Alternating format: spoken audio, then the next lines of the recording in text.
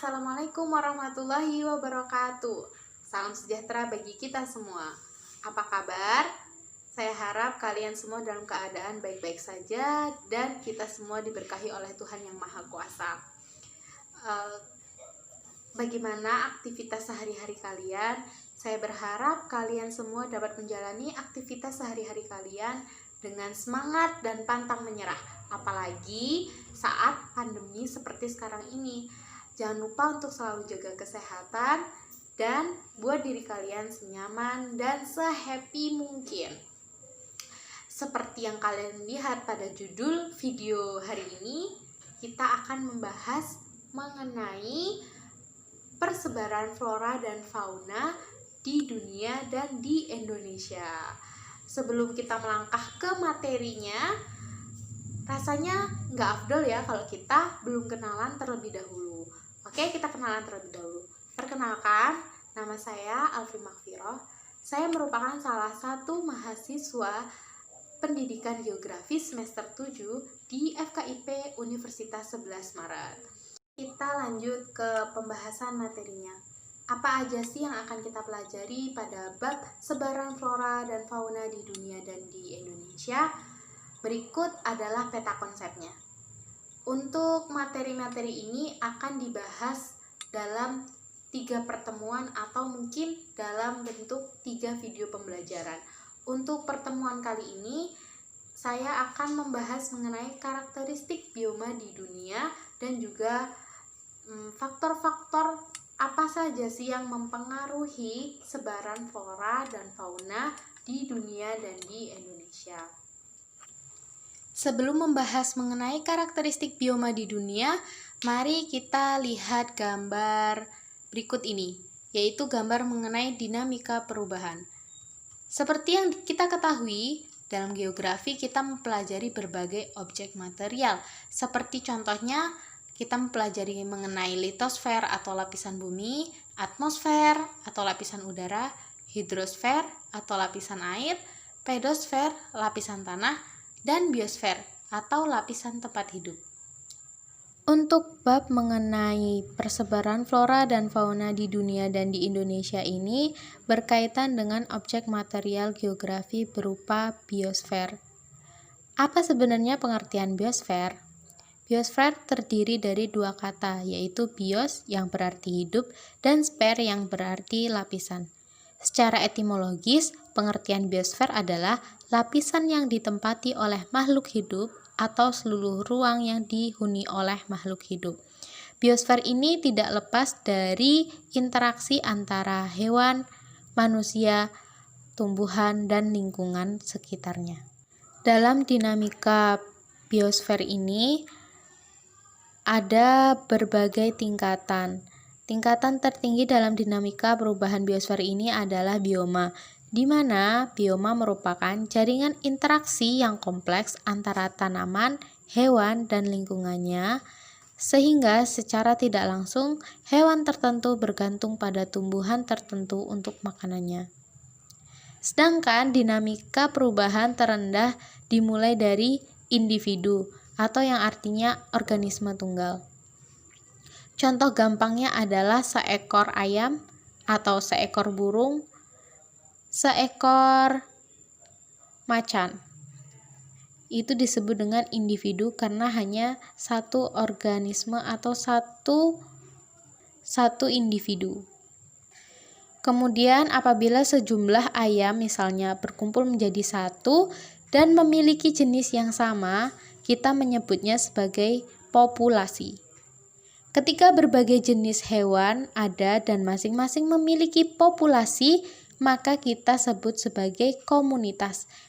Misalnya seperti komunitas binatang buas yang terdiri dari populasi singa, populasi hiena, populasi cetah, dan lain sebagainya. Kesatuan komunitas dan lingkungan hidupnya kita sebut sebagai ekosistem, di mana ekosistem biasanya terdiri dari produsen, konsumen, dan dekomposer yang membentuk rantai makanan dan memiliki hubungan timbal balik.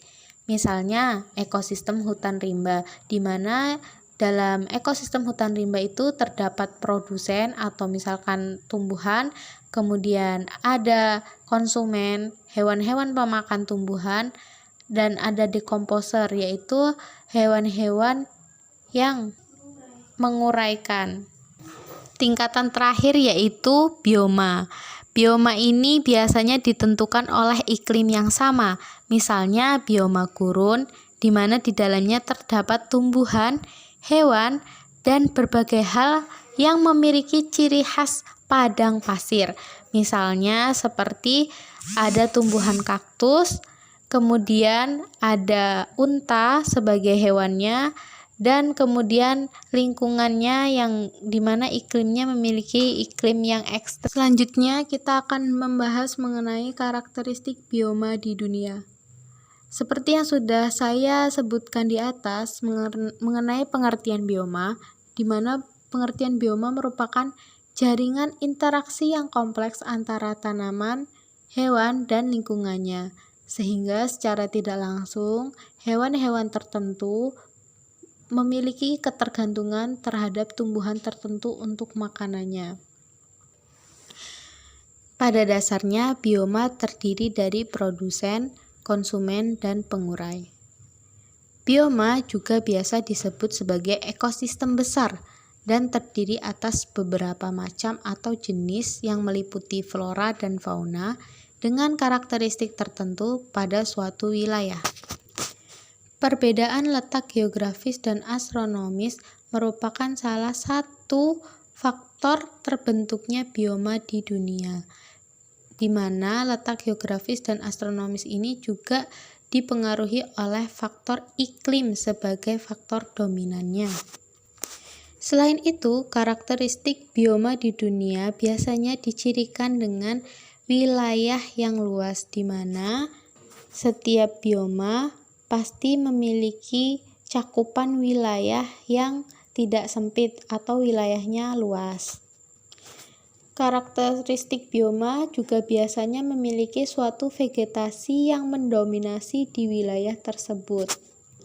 Misalnya seperti bioma tundra. Disebut bioma tundra karena vegetasi yang mendominasi di wilayah tersebut merupakan vegetasi berjenis lumut atau juga disebut dengan tundra. Atau misalkan bioma taiga, di mana vegetasi yang berada di daerah tersebut merupakan vegetasi yang memiliki ciri khas berdaun jarum atau konifer. Karakteristik bioma yang lainnya yaitu memiliki komunitas yang stabil. Berikut merupakan peta persebaran bioma di dunia.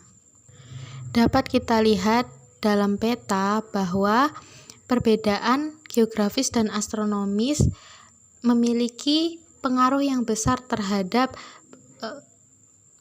keterbentukan dan persebaran bioma di dunia.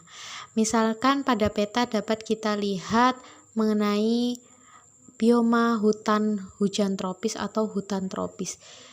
Jika kita lihat di peta, bioma hutan tropis banyak terdapat di daerah ekuator atau di sekitar garis khatulistiwa.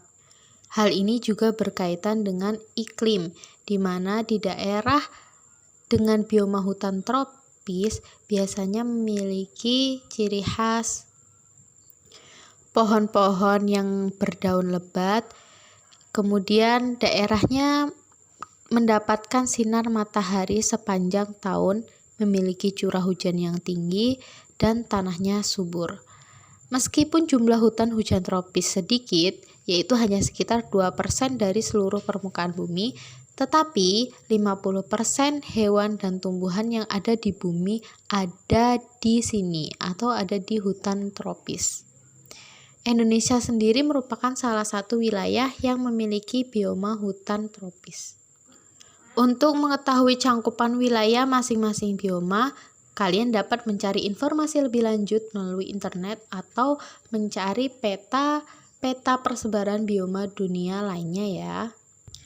Pengklasifikasian bioma di dunia juga ada berbagai macam pendapat dari para ahli.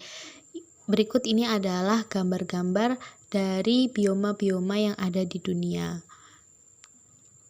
Untuk penjelasan mengenai bioma akan dibahas lebih lanjut pada bab mengenai persebaran flora di dunia. Selanjutnya kita akan membahas mengenai faktor-faktor yang mempengaruhi persebaran flora dan fauna. Pada dasarnya terdapat 4 faktor besar yang mempengaruhi sebaran flora dan fauna, yaitu faktor iklim, faktor fisiografis, faktor edafik, dan faktor biotik. Faktor iklim merupakan faktor dominan dalam penentuan pola persebaran flora dan fauna di dunia dan di Indonesia. Faktor iklim meliputi suhu, kelembapan udara, angin, curah hujan, dan sinar matahari. Sedangkan faktor fisiografis merupakan faktor lingkungan yang berkaitan dengan topografi, bentang alam, landscape, dan lain sebagainya, atau yang berkaitan dengan kemiringan lereng. Faktor selanjutnya yaitu faktor edafik, merupakan faktor yang berkaitan dengan struktur dan komposisi tanah yang ditemukan di daerah tertentu, seperti misalnya kedalaman lapisan, struktur tanah, tekstur tanah, pH tanah, dan lain sebagainya. Dan faktor terakhir yang mempengaruhi sebaran flora dan fauna yaitu faktor biotik. Merupakan faktor yang memiliki peranan penting dan besar pengaruhnya terhadap pertumbuhan dan sebaran tumbuhan serta berpengaruh pada keberlangsungan rantai makanan. Selanjutnya kita akan membahas satu persatu faktor-faktor yang mempengaruhi sebaran flora dan fauna.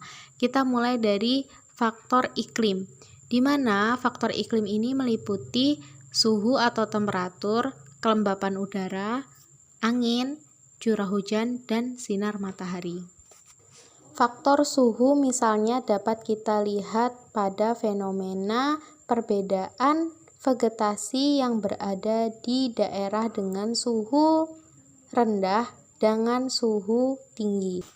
Vegetasi yang berada di daerah dengan suhu rendah biasanya tidak dapat hidup di daerah yang bersuhu tinggi. Misalnya seperti teh atau palawija yang ada di daerah pegunungan dengan suhu rendah tidak akan bisa hidup di daerah dengan suhu tinggi. Faktor iklim yang kedua yaitu kelembapan udara. Kelembapan berpengaruh besar terhadap distribusi tumbuhan. Tumbuhan dengan kebutuhan air tinggi akan tumbuh di tempat lembab dan sebaliknya, tumbuhan yang memiliki kebutuhan air rendah akan hidup di tempat yang tidak lembab. Kelembapan juga mempengaruhi distribusi beberapa hewan. Misalnya, hewan-hewan yang ada di hutan hujan tropis hidup di wilayah dengan tingkat kelembapan tinggi, sedangkan hewan gurun hidup di daerah dengan udara kering. Misalkan seperti unta, itu ada di daerah gurun. Mereka dapat hidup dengan baik di daerah gurun, serta tanaman di daerah gurun juga memiliki adaptasi yang baik terhadap lingkungannya. Faktor iklim selanjutnya yaitu angin. Angin mempunyai peranan penting dalam distribusi organisme karena angin berinteraksi dengan faktor fisik lainnya.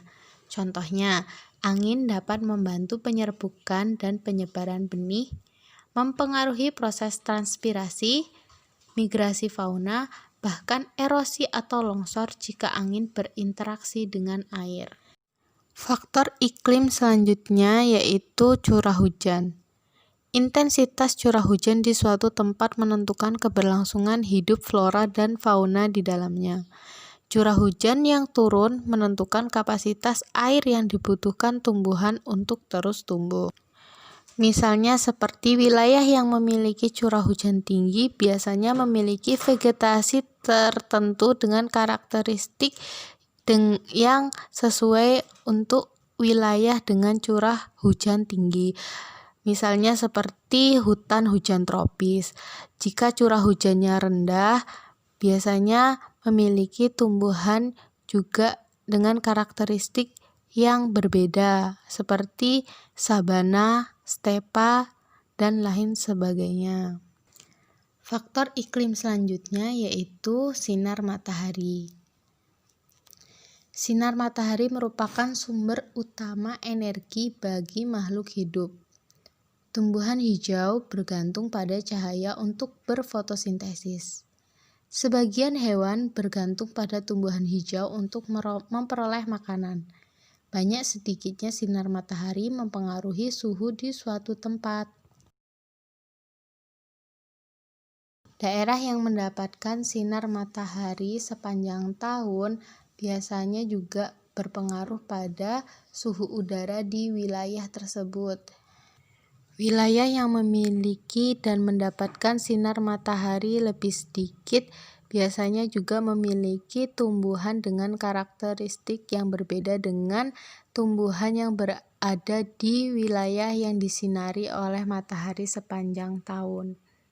Faktor yang mempengaruhi persebaran flora dan fauna selanjutnya yaitu faktor fisiografi. Faktor fisiografi atau biasanya disebut dengan faktor bentang alam atau landscape atau bentuk wilayah atau berhubungan juga dengan topografi. Faktor fisiografi ini dimungkinkan untuk menjadi faktor penghalang persebaran jenis flora dan fauna di seluruh dunia. Hal ini dikarenakan perbedaan karakteristik lokasi dan tempat, serta ketinggian dan bentuk wilayah ikut berperan dalam penyebaran flora dan fauna. Misalnya seperti kambing gunung yang dapat berjalan dengan mudah di tebing-tebing yang terjal karena memang habitat mereka berada di daerah dengan kemiringan lereng yang terjal dan topografi yang sulit untuk dijangkau. Kondisi fisiografi Indonesia juga mempengaruhi persebaran flora dan fauna di Indonesia. Misalkan di bagian barat Indonesia, bagian tengah Indonesia, dan bagian timur Indonesia memiliki ciri khas masing-masing. Di daerah barat misalkan memiliki bioma seperti hutan hujan tropis dengan curah hujan lebih tinggi dibandingkan dengan Indonesia bagian tengah dan Indonesia bagian timur. Hal ini juga dikarenakan kondisi fisiografis dan juga akibat dari iklim, suhu, dan sinar matahari, serta angin. Faktor selanjutnya yang mempengaruhi persebaran flora dan fauna adalah faktor edafik. Faktor edafik adalah faktor yang berkaitan dengan struktur dan komposisi tanah yang ditemukan di daerah tertentu. Tanah merupakan komponen utama habitat tumbuhan. Tanah merupakan media yang sangat kompleks karena mengandung mineral, material organik, air, serta udara. Faktor edafik meliputi kedalaman lapisan atas tanah, tekstur dan struktur tanah, muatan materi organik dalam tanah, derajat keasaman atau pH tanah, dan kejenuhan basa. Lebih mudahnya yaitu apabila karakteristik tanahnya berbeda, maka tumbuhan yang berada dan tumbuh di situ juga akan berbeda karakteristiknya. Misalkan tanah rawa, maka tumbuhan yang terdapat di situ yaitu tumbuhan yang memiliki karakteristik dan khusus untuk daerah rawa, atau mungkin di daerah dengan tanah yang subur, maka tumbuhan yang tumbuh di situ juga akan berbeda dengan tumbuhan yang ada di daerah rawa. Faktor selanjutnya dan faktor terakhir yaitu faktor biotik. Tumbuhan merupakan produsen dalam rantai makanan. Karena itu, keberadaan tumbuhan sangat berpengaruh terhadap keberlangsungan rantai makanan. Faktor biotik di sini sebenarnya terdapat 3, yaitu manusia, hewan, dan tumbuhan tersebut. Tetapi komponen biotik yang berperan sentral atau yang utama dalam persebaran flora dan fauna adalah manusia. Manusia memiliki peran yang sangat besar untuk menentukan kehidupan hewan dan tumbuhan. Kebijakan dan aturan serta perilaku manusia ikut memiliki andil dalam pelestarian flora dan fauna. Salah satu sifat manusia yang destruktif seringkali menjadi penyebab hilangnya habitat asli suatu makhluk hidup. Sebagai contoh adalah hewan langka yang saat ini sulit ditemukan di alam bebas. Semuanya berawal dari keinginan manusia untuk memperluas lahan pertanian sehingga menggunduli hutan yang merupakan habitat hewan banyak. Namun selain itu terdapat hal positif dengan adanya peran manusia dalam persebaran flora dan fauna. Misalnya seperti hewan-hewan langka yang ada di kebun binatang, di mana hewan-hewan tersebut dipindahkan oleh tangan-tangan manusia dari habitat aslinya ke kebun binatang dengan bantuan manusia yang kemudian dibantu untuk dikembangbiakan, atau bisa juga dengan misalkan flora. Dengan bantuan tangan manusia, pohon bunga sakura yang di Jepang bisa tumbuh dan subur juga di daerah kota Surabaya. Dalam hal ini juga merupakan ada campur tangan manusia. Kemudian peran hewan dalam faktor biotik ini yaitu sebagai hewan penyerbuk misalnya. Hewan berjenis ini menghisap madu dari bunga dan membawa serbuk sari terbang bersamanya. Serbuk sari tersebut jatuh di bunga lain dan menyebabkan penyerbukan silang. Dengan adanya penyerbukan ini, maka terciptalah persebaran flora dari suatu wilayah ke wilayah lainnya atau dari satu tempat ke tempat lainnya. Hewan-hewan penyerbuk antara lain ada lebah madu, tawon madu, lalat bunga, kupu-kupu, ngengat, burung kolibri, dan banyak lagi. Kemudian ada peran tumbuhan dalam faktor biotik.